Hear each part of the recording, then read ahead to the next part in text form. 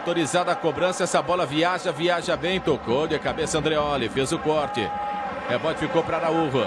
Como tá livre de marcação, ninguém do Sevilha chega. Tremolinar chegou agora, levantou pro gol! Gol!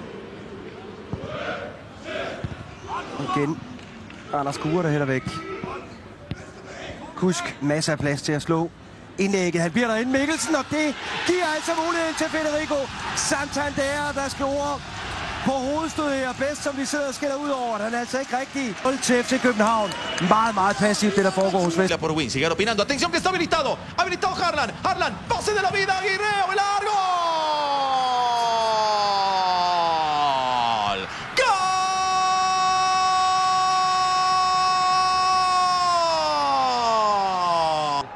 A un familiar en la platea. Así se viene buscando Chaca, la pelota de Chucarro, la tiene Chucarro y está. Pegó en el travesaño, ¿dónde picó esa pelota? Insiste otra vez Chacarita, le va a quedar a Chucarro.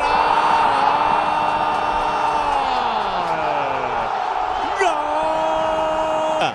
Así la tira Liendo, metiendo el centro, va para Chucarro, quería en el área, le puede quedar a Paredes, pégale Paredes que le pega, rebota la pelota, le quedó para allí. Y tiene listo el segundo, listo que va Chucarro.